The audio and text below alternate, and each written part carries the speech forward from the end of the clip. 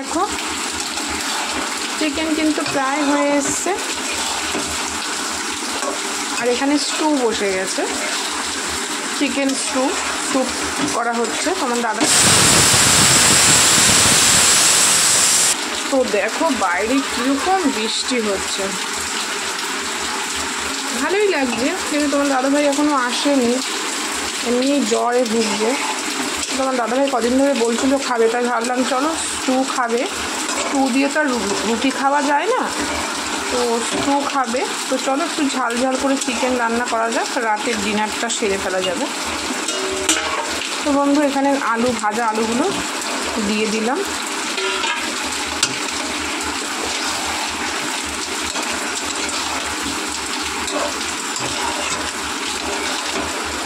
আমার ছেলে ওইদিকে ওয়েট করছে, কষা খাবে।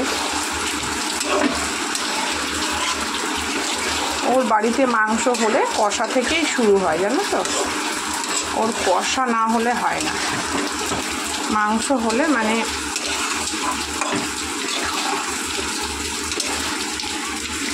তো চলো আর একটু হবে।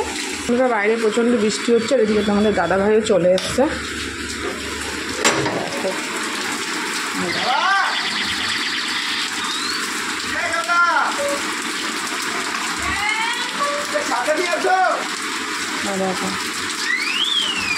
ঢুকতে দেবো না, থাকো বসে, বৃষ্টির আগে আসতে পারোনি। কষা কিন্তু সুন্দরভাবে হয়ে গেছে। এই খাবি তো তুই কষা? তাহলে কখন খাবি?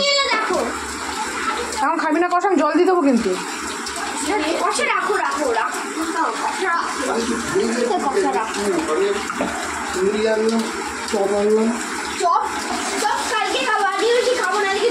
বেশি না, আমি একটা করে সবার চপ খাবো।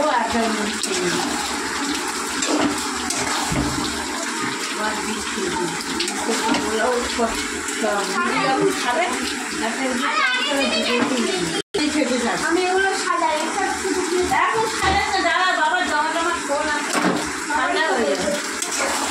বাবা রেডি করে বসুক, তারপরে কতক্ষণ লাগবে, আমি যাবো যাবো।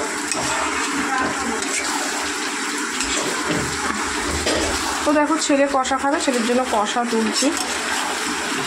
তো কষা তুলছি ছেলের জন্য।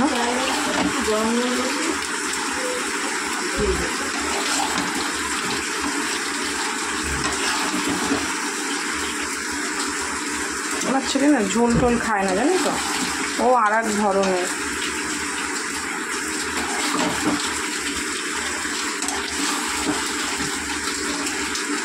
তো চলো ওর জন্য কষা তুললাম, এবার আমি জল দিয়ে দেবো।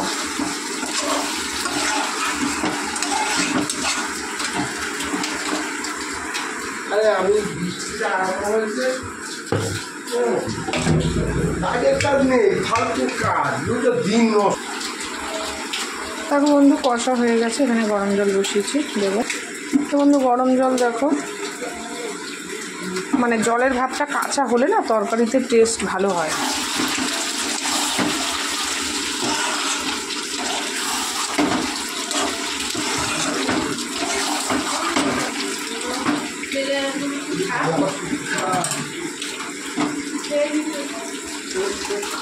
দেখো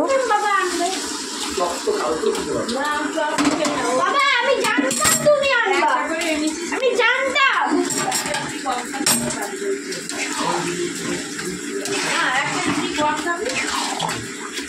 আরে এক পিস করে মাংস ধরেছি, রান্না মাংস, ওদেরকে দেবো আজকে।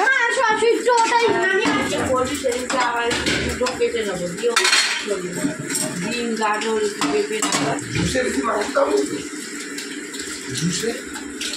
তো দেখো বন্ধু জল দিয়ে দিয়েছি, গরম জল, এবার এটা হতে থাকুক।